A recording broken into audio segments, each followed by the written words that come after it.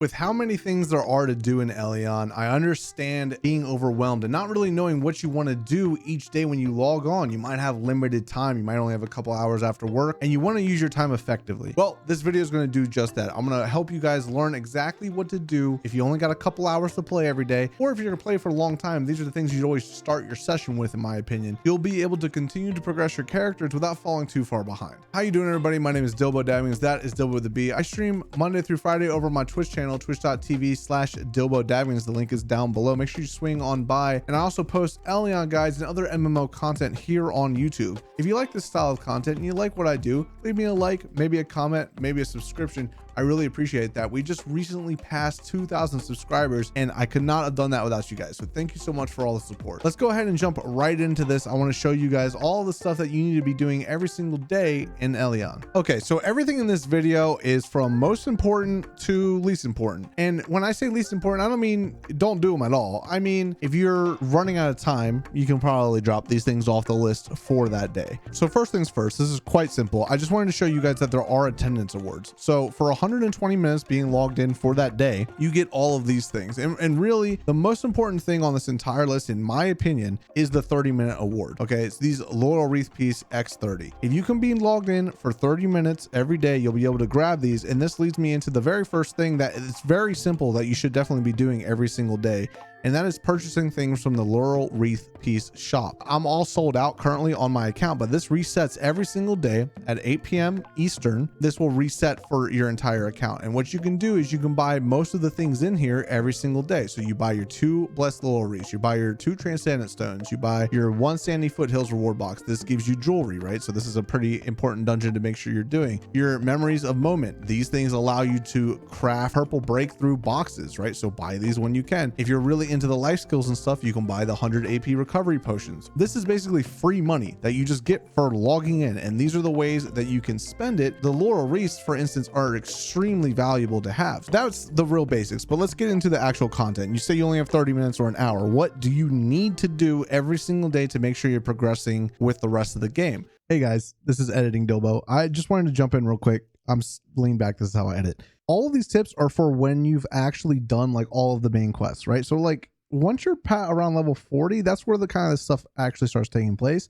Until then, just do your yellow quest, then do the green quest. Just continue to follow yellow dot. Let's get back into the video. You have 4 dungeons that you can do every single day per character. Okay, so on your main character specifically, make sure you're doing your 4 dungeons, because every single dungeon you do, you get a dungeon conquest badge, or you can get more than 1 dungeon conquest badge if you do the higher level dungeons. For instance, I run the Apostle Vanguard's base on stage 1 every single day because it gives me 3 dungeon conquest badges. So why are these dungeon conquest badges important? Why do you want this? So if I go into my inventory right here, I right click on the dungeon conquest badges. If you scroll over to the last page, look at all the breakthrough gear that you can buy. You can buy all blue breakthrough, and then 35 will add up to be a purple piece of breakthrough gear that you get to select. This is extremely important. Breakthrough gear is the best gear in the game. If you want to know more about gearing and what you should be doing to making sure your gear is where it needs to be, check out my gear guide. It's linked up above in the eye. So make sure every single day when you log in, if you only got 30 minutes, this doesn't take long at all. You're at least running your dungeons. Now, if you have alts, this is a good reason to have alts, because every single day you can be running these dungeons on your alts. You can be getting these dungeon rewards for your alts as well. And then also these enhancement stones that come from the dungeons. You're going to be enhancing gear non-stop. Again, check out my gear guide if you want to know more about enhancing. You're going to be enhancing gear non-stop. Okay, so having all of these enhancement stones is extremely important because you don't want to run out. It's very frustrating when you run out of these enhancement stones. So you'll be able to move these across your characters using your storage in your house, which is this little bank right here. If I access this, every single one of my characters can access this storage. So you can transfer any of your enhancement stones from your inventory that you got from your daily dungeons into your storage and move them to your main character, wherever that piece of gear is that you need to enhance. Okay, so you did your dungeons. You're probably 30 minutes to an hour into your play session. You got maybe an hour left. Okay, say it's you and your 4 buddies. You're all only able to get on for an hour. These AirShip quests that you can get from your daily quest letters. So you get 20 daily quest letters a day. And what I mean by quest letters is when you talk to the quest clerks, every one of the quests that you can get from a quest clerk costs quest letters. So what's so good about these ship quests? Well, they drop pioneer tokens. Pioneer tokens are how you're able to get a lot of really good things. For instance, a luminous box, for instance, a mount, these old Nalsguard coins, which are used to reroll random effects, your enhancement reset scrolls, unstable catalyst. Pioneer coins are a really good currency. These airship quests are a great way to farm this. And also these airship quests have the possibility of dropping a piece of breakthrough gear in these airship quest reward box. So there's two places you can do these airship quests. There's a lower level one, which is currently in the lower level foothold, either on the Vulpin or Antari side. So the level 33 to 36, it's right here underneath the big tower. You'll see when you're in the city, there's like this big tower. You go ahead and you talk to the quest clerk and you grab all the missions, you go up into the sky, you get an airship. It's really fun. It's one of the coolest parts about this entire game, but you do need a group to do this, especially if you're on par with the level. So if you're a lower level character and you're doing the low level airships, make sure you have a full group. But if you're a high level character, say level 44 or whatever, you can still do these quests down here and you might be able to do it with like 1 or 2 people. Now, once you get higher level, there's a whole nother set of these that you can do inside of the Conflict Steel Highland zone. Just like at this foothold, you go down to the bottom of the elevator, you pick up all the quests and you do them. But now be careful also, this is a whole PvP zone too. So it's really fun actually, because you can be up in the air in airships, fighting each other, jumping from each other's ships, trying to destroy each other. It's really cool. These airship quests are really fun and they're very rewarding with these pioneer tokens and the breakthrough gear that you can get. So Dilbo, I don't have friends. I know, a lot of us, me too. So if you don't have friends, these airship quests are going to be hard to do. Okay. I suggest you find a clan, maybe make some friends.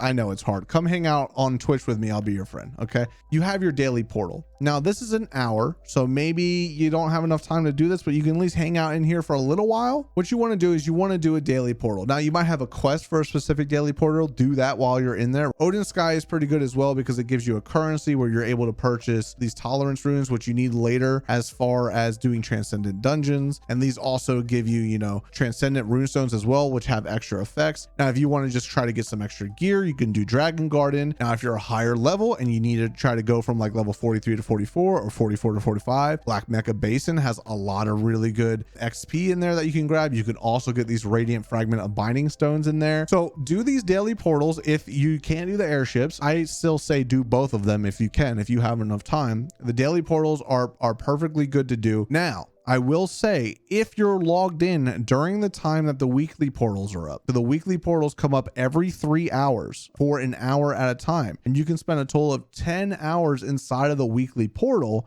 If you're logged in and that weekly portal is up, do the weekly instead of the daily as long as you're high enough level, particularly Exile's Isle. We talked about this in my gold guide. The link will be up in the eye as well. Go check this out. But Exile Isle will allow you to get minimum 150,000 gold for being in there. So what you do is you PvP, you get a specific currency, you go to the black market vendors, you're able to buy these bags. I 100% think you should be doing this if you're online and the weekly portal is up. This is the one you should select if you only got an hour and you need some gold. And lastly, if you are a PvP player, right, and say you only have an hour to log in, this is another thing that you really should be focusing on, is doing the PvP. Reason being is you get really good rewards from doing PvP. You get your honor tokens, you get buff potions, you also get these Medal of Honor tokens. These Medal of Honor tokens are really nice. For instance, you can buy 2 Luminous a week using these Medal of Honor tokens. So if you have the time, definitely run PvP. If you're more of a PvP player, definitely do that. But keep in mind, I don't necessarily suggest you do PvP until you're around item level 350, because you're just going to get rocked if you get in there earlier. So PvP is definitely something you could be doing, especially if you're maybe in hour 3 of your play session, but you're about to get off. Probably a good thing to do. Now keep in mind, you do not get rewards if you do not have obtainable medals, and these progress over time. If you're down at 0 here, there's no point of queuing 2v2s, 3v3s, captain battles, or any of these battlefields, because you're not going to be getting any rewards. You could queue 1v1s for fun. I like queuing 1v1s just for the rank. Now this Burning Temple 3 vs 3, this will actually drop 3 Victorious Medal Honor tokens if you're doing it. So that's a great farm as well. And also, if you're in a clan, you're going to want to make sure doing your attendance check daily, because that gives you clan rewards as well. It also helps your clan be able to research things that you can buy inside of the clan shop. If your clan has research hunting XP increased potions, you can buy 1 of those a day.